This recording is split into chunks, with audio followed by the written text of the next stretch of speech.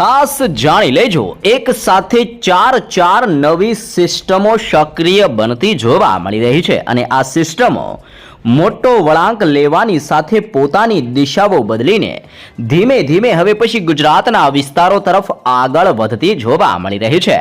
બદલી રહેલી સિસ્ટમની દિશાઓ અને લઈ રહેલી સિસ્ટમના મોટા વળાંકને લઈને ગુજરાતના સંપૂર્ણ ક્ષેત્રની અંદર અત્યારે સ્ટ્રફ લાઇન ઘેરાતી જોવા મળી રહી છે. સાથે સાથે વીજળીના ભયંકર કડાકા ભડાકા અને ઉત્તરીય ભારતના વિસ્તારમાંથી આગળ વધતું હવે વેસ્ટર્ન ડિસ્ટર્બન્સ એટલે કે પશ્ચિમી વિક્ષેપ ગુજરાતના સંપૂર્ણ ક્ષેત્રની અંદર લાંબા સમયના વિરામ લીધા બાદ હવે પછી ભયંકર જોર ગુજરાતની અંદર પોતાની અસરો દર્શાવતું જોવા મળી રહ્યું છે.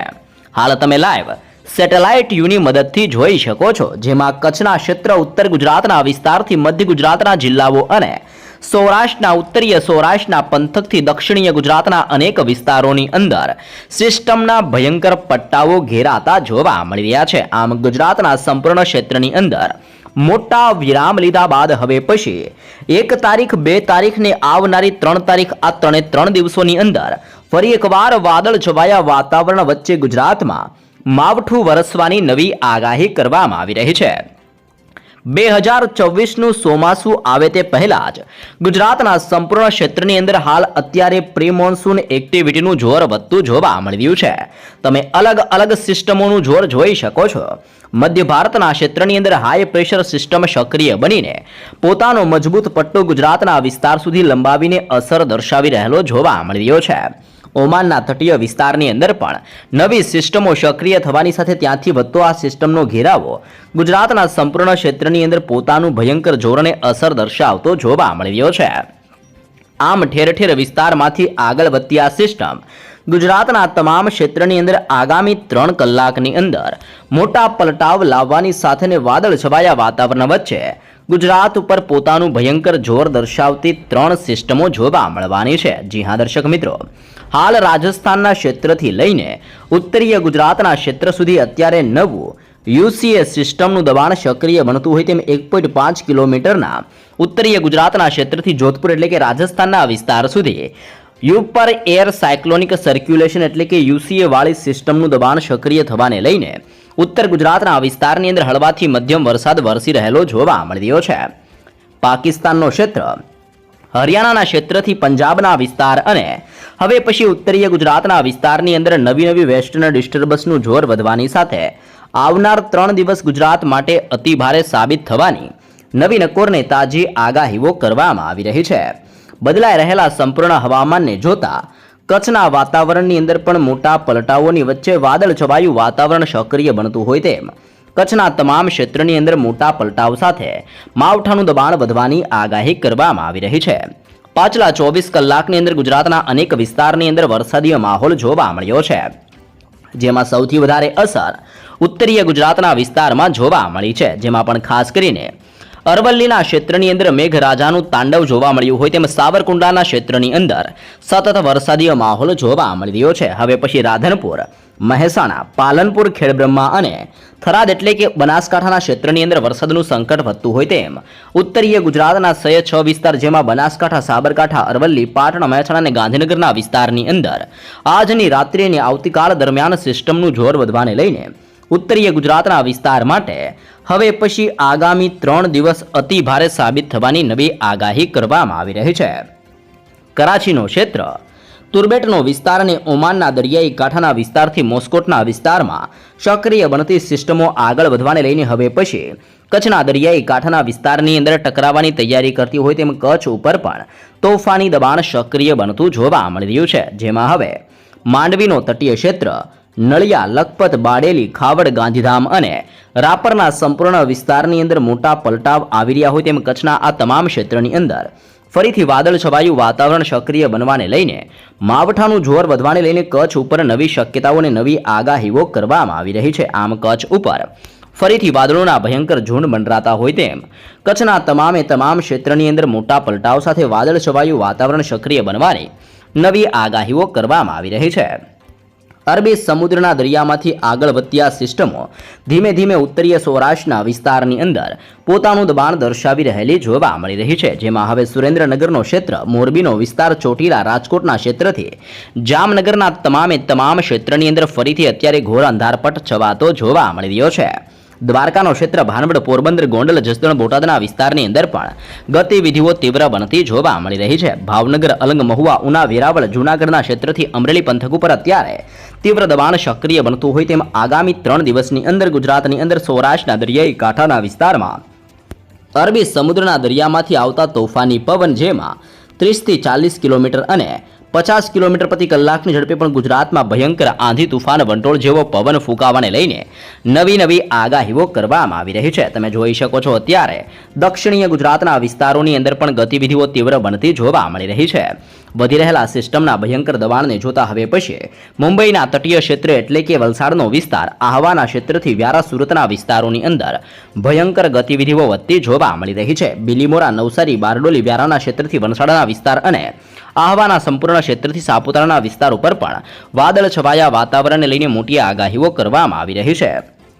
તે ઉપરાંત હવે પછી કોસંબા, વાંકલ, ઉમરપાડા અને ડેડિયાપાડાના ક્ષેત્રની અંદર પણ ભયંકર દબાણ સક્રિય બનતું જોવા મળવાનું છે. સિનોર, ભરૂચ, દહેજ, જાંબુસર અને કરજણના વિસ્તારની અંદર પણ તોફાન સક્રિય બનવાની સાથે સાથે માવઠાની હળવી અસરો વધતી હોય તેમ દક્ષિણીય ગુજરાતના વિસ્તારની અંદર પણ ધીમી ધારે હળવાથી મધ્યમ વરસાદીય માહોલ સક્રિય બનવાની તાજી આગાહીઓ કરવામાં આવી રહી છે.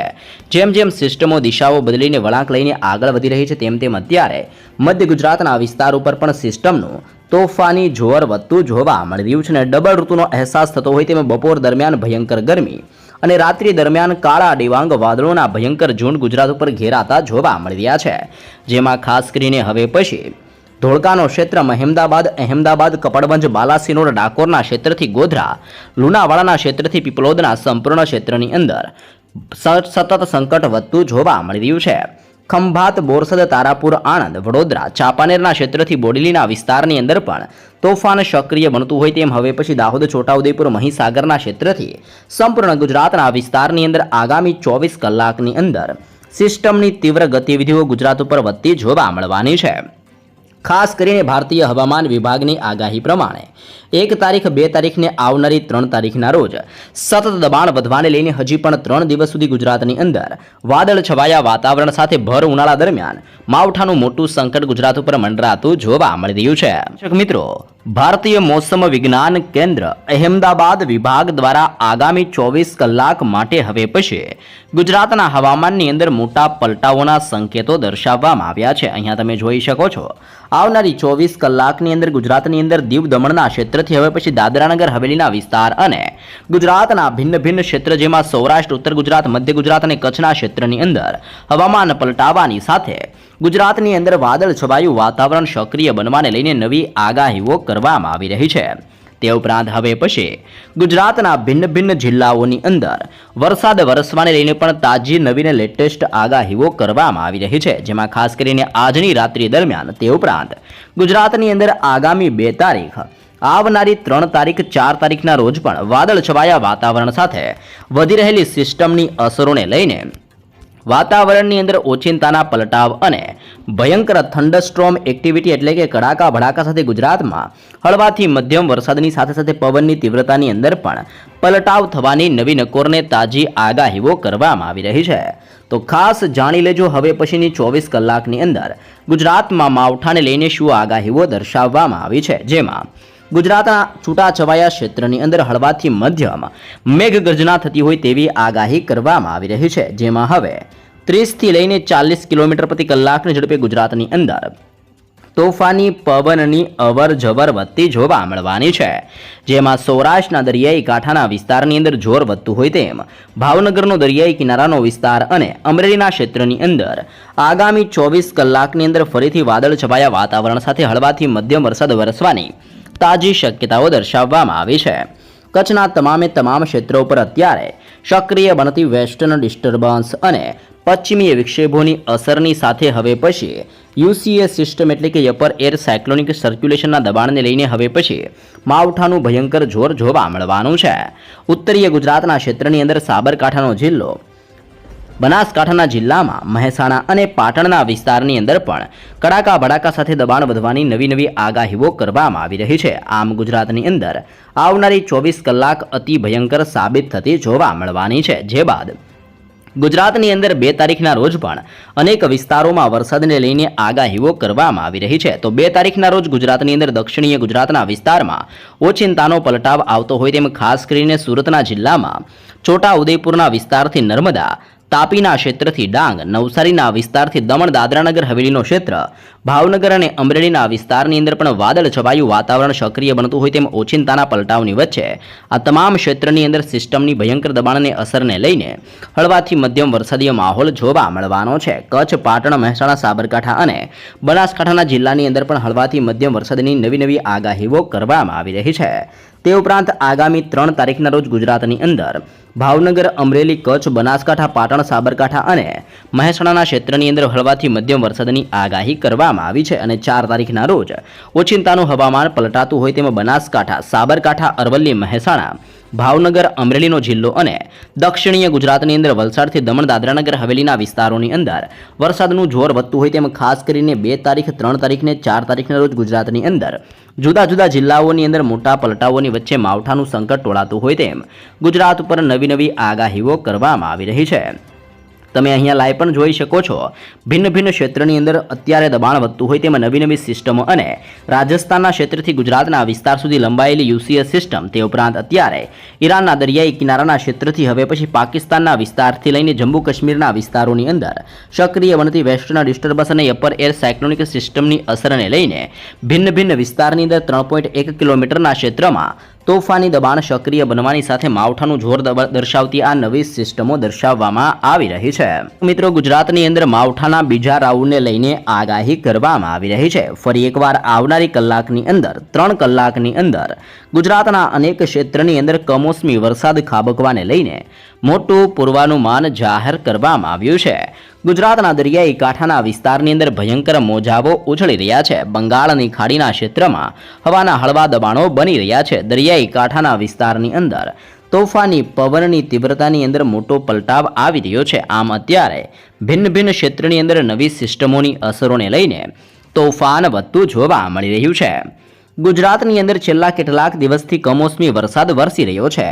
સૌરાષ્ટ્ર અને કચ્છથી લઈને ઉત્તર ગુજરાત, મધ્ય ગુજરાત અને દક્ષિણીય ગુજરાતના કેટલાક વિસ્તારોની અંદર માવઠું પોતાની અસરો દર્શાવી રહ્યું છે। હવે આ બધાની વચ્ચે આજે પણ રાજ્યના હવામાનની અંદર ઓચિંતાના પલટાવની વચ્ચે આવનારી 3 કલાકમાં માવઠાનું જોર વધવાની આગાહી કરવામાં આવી છે, જેમાં ખાસ કરીને કચ્છ અને બનાસકાંઠાના ક્ષેત્રથી પાટણ સહિતના વિસ્તારોની અંદર તોફાની પવનોની તીવ્રતા સાથે વરસાદ ખાબકવાને લઈને નવી આગાહીઓ કરવામાં આવી રહી છે। સાથે આકાશની અંદર વીજળી થતી હોય તેમ તીવ્ર વીજળીના કડાકા અને થંડરસ્ટ્રોમ એક્ટિવિટીઓને લઈને પણ ગુજરાતની અંદર કડાકા ભડાકા સાથે હળવાથી મધ્યમ વરસાદ વરસવાની નવી આગાહી કરવામાં આવી રહી છે।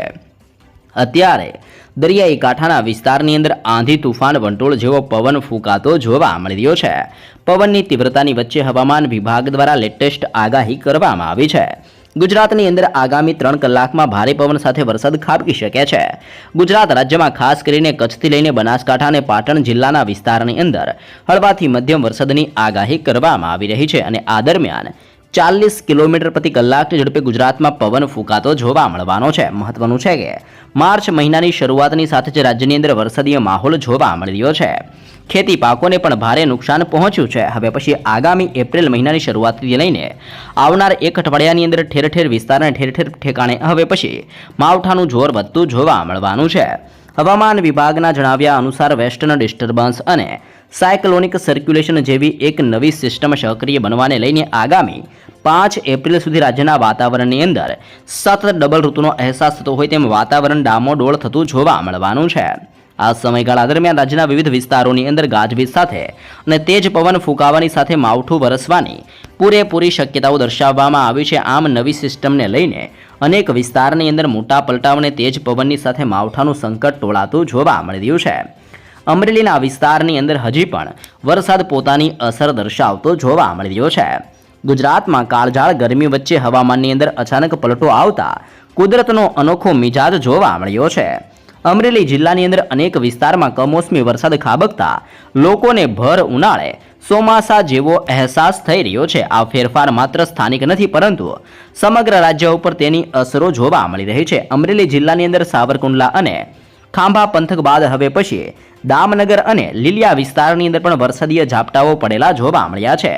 લીલિયાના ગ્રામ્ય વિસ્તારોની અંદર અને દામનગરના પંથકની અંદર, જેમાં ડાસા, સુવાગઢ અને ભટવદર જેવા ગામોની અંદર પણ વરસાદ વરસતા વાતાવરણની અંદર હવે પછી લોકોને ગરમીમાંથી રાહત મળી છે અને વાદળ છવાયું વાતાવરણ બનવાના કારણે ખેડૂતોની અંદર પણ ચિંતાના વાદળો ઘેરાતા જોવા મળી રહ્યા છે. આમ સક્રિય બનતી સતત નવી સિસ્ટમને લઈને ભર ઉનાળા દરમિયાન માવઠાનું મોટું સંકટ અત્યારે ગુજરાત અને દેશના ભિન્ન ભિન્ન વિસ્તારો પર પણ મોટું સંકટ ટોળાઈ રહ્યું છે.